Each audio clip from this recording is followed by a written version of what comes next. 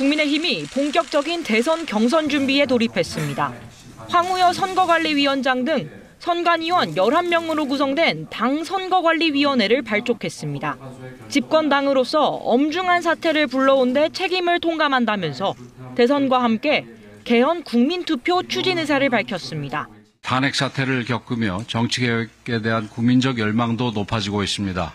국민과 함께 대한민국을 다시 세우는 개헌의 길에 나서겠습니다. 윤 전 대통령은 법적 심판을 받았지만 민주당은 국정혼란에 책임을 지지 않았다고 지적했습니다. 조기 대선에서 이재명 대표와 민주당을 심판해야 한다고 주장했습니다. 이 나라를 어디로 끌고 갈지 모를 위험하고 불안한 이재명 세력에게 대한민국의 운명을 맡길 수는 없습니다. 더불어민주당은 보궐선거 원인을 제공한 국민의힘이야말로 대선 후보를 낼 자격이 없다고 맞받았습니다.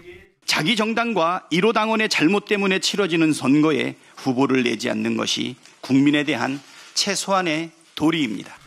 개헌 필요성에 공감하지만 내란 종식이 먼저라고 선을 그었습니다. 일부 정치 세력들이 기대하는 것처럼 논점을 흐리고 내란의 문제를 이 개헌 문제로 덮으려고 하는 그런 시도를 하면 안 되겠습니다. 이재명 대표는 다만 5.18 정신을 헌법 전문에 게재하고 개헌 요건을 강화하는 내용의 개헌은 가능할 거라고 밝혔습니다. 대통령 선거일은 6월 3일이 유력하게 거론되는 가운데 정부는 내일 국무회의에서 확정할 예정입니다. 진보 진영에서는 김두관 전 의원이 조기 대선 확정 이후 처음으로 대선 출마 기자회견을 열었습니다. 보수 진영에서는 이정현 전 의원이 출마했고 안철수 의원과 홍준표 대구시장이 각각 내일과 다음 주 출마를 예고했습니다. KBS 뉴스 이희연입니다. 우원식 국회의장이 권력구조 개편을 핵심으로 한 개헌을 제안했습니다. 극한 정치 갈등의 원인인 제왕적 대통령제, 승자 독식 정치 구조를 바꾸라는 것입니다. 지금이 개헌의 적기라고 강조했는데 대통령 임기 초에는 국정의 블랙홀이 될 수 있고 임기 말에는 레임덕으로 추진 동력이 떨어진다는 겁니다. 그러면서 조기 대선과 동시에 개헌 국민투표를 실시하자고 촉구했습니다. 이를 위해 국민투표법 개정과 헌법 개정 특위 구성도 요청했는데 각 당 지도부와 공감대를 이뤘다고도 했습니다. 개헌 관련에 대해서 서로 공유를 하고 이런 제안을 하게 된 겁니다. 국회의장의 개헌 제안에 정치권의 반응은 엇갈렸습니다. 국민의힘은 개헌에 동참하고 특위에도 참가해 개헌안을 내겠다며 적극적인 의사를 밝혔습니다. 국민의힘 대권주자들도 개헌이 반드시 필요하다며 공감했습니다. 진보당 등 군소정당도 환영 입장을 밝혔지만 민주당은 공식 입장을 내지 않았습니다. 다만 지도부와 친명계에선 개헌보다 내란 종식이 우선이다. 상황에 맞지 않는 국회의장 요리를 중단하라는 등의 비난이 잇따랐습니다. 그러나 비명계 대권주자들은 새로운 7공화국을 국민과 함께 열어가길 기대한다며 개헌 제안에 화답했습니다. KBS 뉴스 이예린입니다. 윤 전 대통령 탄핵으로 다시 조기 대선입니다. 복잡 미묘한 각 당 대선 주자들 움직임 정치부 이윤우 기자와 자세히 알아보겠습니다. 자, 이 기자 어서 오세요.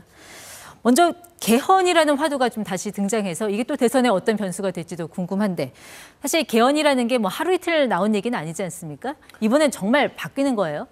맞습니다. 이제 말씀해 주신 것처럼 이 개헌 논의가 사실 매 대선 때마다 이슈는 됐지만 실현은 되지 않았던 문제입니다. 이번에는 국회의장부터 여야 대권 주자들이 대부분 좀 공감을 하고 있어서 이 실현 가능성으로는 사실 어느 때보다 좀 크다 이렇게 말씀드릴 수 있을 것 같고요. 네. 다만 유력 주자인 이재명 대표가 아직 적극적인 의사 표현을 하지 않고 있습니다. 이 윤 대통령 파면 전까진 내란 종식이 우선이다 이런 입장이었는데 이 대선 과정에서 다른 주자들이 개헌 필요성을 좀 계속 압박하다 보면 그때는 좀 가능성을 점쳐볼 수 있을 것 같습니다. 네, 앞서도 뭐 개헌에 대한 각 당 입장을 들어보니까 뭐 동상이몽 같다는 느낌도 들고 어쨌든 내일부터는 좀 본격적인 대선 분위기가 날 것 같기도 한데 일단 뭐 날짜부터 정해져야 될 거 아니에요? 뭐 언제쯤 공고가 될까요? 네, 우선 한덕수 권한대행은 이제 오는 화요일, 그러니까 8일 국무회의에서 이 선거일을 공고할 거로 지금 보입니다. 이재명 대표 경선 일정도 이 대선일이 공고된 뒤에 대표직에서 사퇴하고 본격적으로 경선 체제에 돌입할 거로 보이고요. 그러니까 이재명 대표가 한 8일, 9일쯤 사퇴가 예상되는 상황입니다. 네. 비명계에서는 김두관 전 의원이 당장 내일 대선 출마를 공식 선언하기로 했고요. 그리고 김동연 경기지사와 김경수 전 경남지사, 그리고 김부겸 전 총리 이 출마 시기를 아직 고민하고 있습니다. 또 오늘 이 박용진 전 의원이 공식적으로 최종 불출마 의사를 밝히기도 했습니다. 네, 자, 이 보수 진영, 그러니까 국민의힘 쪽 분위기는 좀 어떻습니까? 일단 숫자 면에서 보면 뭐 후보들이 훨씬 많은 것 같아서 민주당보다 경선 흥행 면에서는 뭐 유리할 거다, 뭐 이런 분석도 있던데 어떻습니까, 분위기는? 맞습니다. 지금 국민의힘 내에서 거론되는 후보만 사실 10명이 넘습니다. 홍준표 대구시장은 우선 다음 주 시장직 사퇴를 예고했고요. 그리고 여의도에서 사무실을 구하는 등 본격 준비에 나선 상황입니다.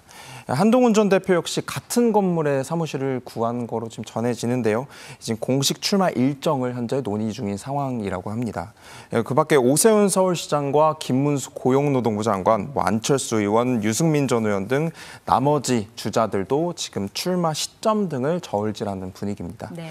당장 이제 내일 당 선관위가 구성되고 공식적으로 경선 일정이 나오면 그때서야 곧바로 행보를 시작할 것으로 보입니다. 네, 오늘 그 윤석열 전 대통령의 두 번째 메시지 조금 전에 전해드렸는데 여기에 대해서 뭐 각 정당들 입장이 남았습니까?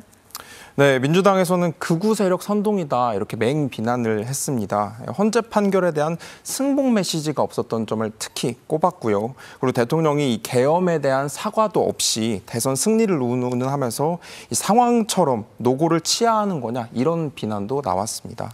국민의힘 내에서 반응은 조금 엇갈렸습니다. 현직이나 전직이나 대통령의 사랑, 국민 사랑은 같은 거 아니냐 이런 좀 옹호하는 발언도 있었고요. 그리고 헌법을 위반한 전직 대통령이 무슨 할 말이 있냐 이런 비판적인 지적도 나왔습니다. 다만 이 국민의힘이 그 보수층에서 탄핵 반대가 좀 절대 다수란 점에서 윤 전 대통령과의 이런 관계 설정이 쉽지만은 않습니다. 뭐 친윤계에서는 시간이 필요하다. 윤 전 대통령이 먼저 입장 정리를 해야 하지 않겠냐 이런 이야기들이 나오고 있습니다. 네, 정치부 이윤우 기자였습니다.